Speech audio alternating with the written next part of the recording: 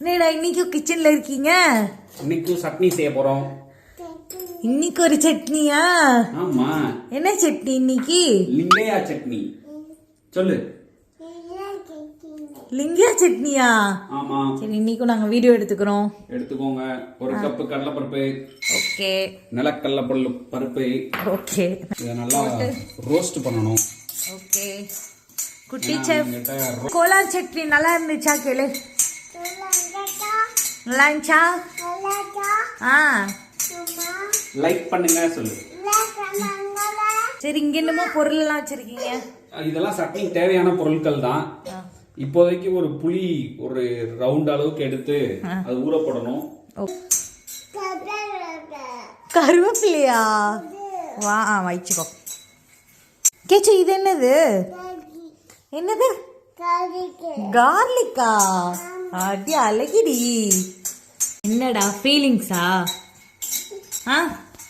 ஃபீலிங்ஸான்னு கேட்டேன். உனக்கு என்னடா ஃபீலிங்ஸ்? எனக்கு தான் ஃபீலிங்ஸ். உடைச்சு தள்ளிட்டாங்க ஒரு அழகான பவுல.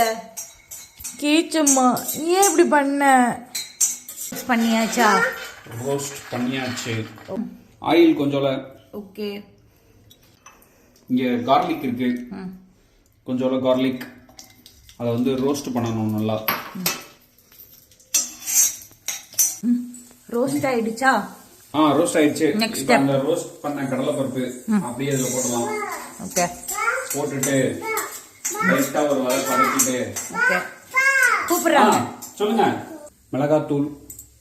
அவ்வளவுதான், மிளகாத்தூள் மட்டும்தான். ஓகே. அடுத்து புளி ஊற வச்ச தண்ணி. ஓகே, புளி தண்ணி. ஆமா, புளி தண்ணி.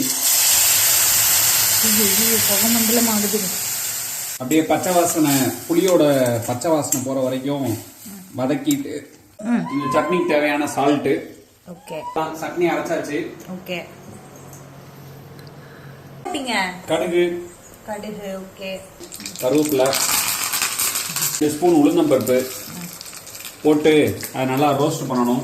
கொஞ்சோட பெருங்காயம், ஏன்னா ஃபுல்லா பருப்பு, அதனால கொஞ்சோட பெருங்காயம் போடுங்க. அப்பதான் உங்களுக்கு பின்விளைவுகள் கம்மியா இருக்கும். சீரகம், பெருங்காயம் போட்டதுக்கு அப்புறம் நல்லா ரோஸ்ட் ஆயிடுச்சு. இப்ப கொரகொரப்பா அரைச்சு எடுத்துக்கலாம். குட்டி செஃப், டேஸ்ட் பாருங்க. நல்லா இருக்கா? ரெடி. இட்லியும் ரெடி. சட்னியும் ஊத்தியாச்சு. ஓகே. நாங்க சாப்பிடுங்க, ஜமாயிங்க. தேங்க்யூ.